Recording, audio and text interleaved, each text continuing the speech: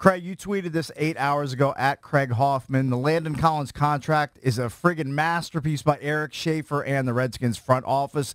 Go into detail on how it's broken down, how the money is spread out for Collins on this massive deal. So you have two numbers, right? Like I just said, you have the cap number and the cash number, and you do not care if you're a player about the cap number. Like Landon Collins doesn't care that he only counts $4 million towards the cap this year. Other people have to worry about that. Right. Yeah. Exactly. As fans and as media and analysts, we have to care about that because it affects what else they can do. Obviously, Eric Schaefer and the people in charge of the cap over in Ashburn have to be concerned. Landon Collins doesn't care because Landon Collins signed a $15 million signing bonus, so he doesn't care that his base salary in 2019 is $1 million. And so everyone understands how this works. A signing bonus is then prorated over basically the length of the contract. Because Landon Collins' last year is an option, it gets a little bit funny here, but Collins' signing bonus, $15 million, will be prorated over 5 years. So that is $3 million in terms of the cap hit every single year.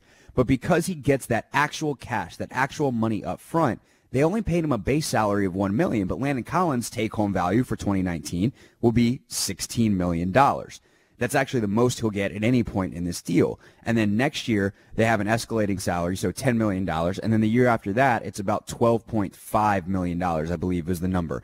And so those base salary numbers then are your game checks. Divide by 17, you get one check a week during the regular season. That's how the NFL chooses to pay its players. It's not a year-round thing.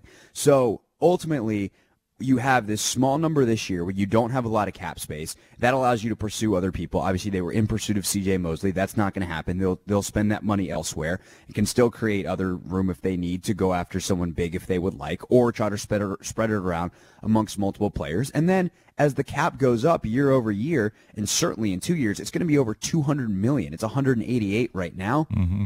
Like, the $12.5 million base number and the 16 point whatever that he'll count towards the cap once you add in all of the bonus money that's prorated, it's not going to be that bad percentage-wise. So I think this is a brilliant deal to get everybody what they want. It gets the Redskins a manageable number. It gets the player they want. The player gets paid. Mm-hmm. And, by the way, after 3 years, they can get out of this deal really easily. It's $6 million, so they could either just straight up cut him and have $6 million in dead cap, or they could designate him as a post-June 1st cut and have $3 million for 2 years in dead cap money. So that is more than manageable for a monster big, the big number here, the 6 for 84. That is super manageable that at most you have to do this for 3 years with minimal dead cap. And really, I mean, if it's a total disaster, they could get out for $9 million after next season. And obviously no one wants that to happen. But this is a really, really smartly configured contract by Eric Schaefer and company to get that much bonus money up front, the small cap number for this year, and then some pretty solid outs down the road. Joined by Redskins beat reporter Craig Hoffman. All right, let's move on from salary and let's talk about what he means to the Redskins defense. He appears to be a tackling machine.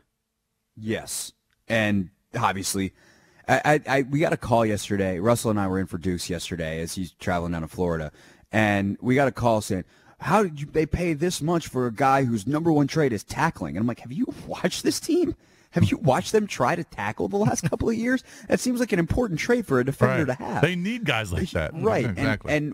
So I watched about 3 quarters back of the Redskins-Giants game, just the defensive side, and obviously focusing completely on Landon Collins yesterday. And the one thing I really noticed from this, one part of one game, I'll do more tape later today, is he is so under control at all times, which is part of the reason that other guys have struggled as tacklers, where they're just flying around and they're completely lacking the body control to square up and hit and finish tackles. And he's got that. And so whether it's as a zone defender to make sure that he can get a good angle as coming down on the ball or in the run game, whatever it is, he seems to always be in control. I didn't see him get tested a lot in pass coverage, but there's a couple reps where he's manned up with Jordan Reed and he does a good job, or manned up with Chris Thompson. He did a good job. So incapable as a cover guy, but his strength is certainly as a quote-unquote box safety. And what I've also learned in the last 24 hours or whatever hours it's been is that defenders hate that term. It seems to be one that more offensive guys use. But it's not meant as a slight. It just is more of a role definition where, in the base defense the Redskins run, the cover 3, where there's 3 over-the-top guys and 4 underneath defenders. Collins is going to be an underneath defender. That's fine. You need those guys. You need guys to cut crossers across the middle. You need guys that can carry vertical with more of the inside type of tight end routes that are going to get run against that type of coverage. And then someone who can man up in third down against tight ends. Like, he's not elite at that, but he's okay. And even had one coach tell me he's pretty good at it. He's better than most box safeties at that. But certainly his overall massive strength, run defender as a safety, he is elite. And think of how bad, and not to pick on him, but how bad HaHa Clinton-Dix was in that regard last year, and frankly how bad Monte Nicholson was in that last year. How many runs got out and went from what should have been 4 to 5 yard gains to 20, 25 yard gains because the safety does not make the tackle and takes a bad angle down and gets outrun to the sideline. That's not going to happen, not ever with Landon Collins, but it's not going to happen barely ever with Landon Collins. And that part of their run defense, especially, I mean, he's been doing this in New York with less than Jonathan Allen and Daron Payne in front of him. So I'm really excited to see what he can do with a run defender and as a guy in the short passing game coming up and making tackles.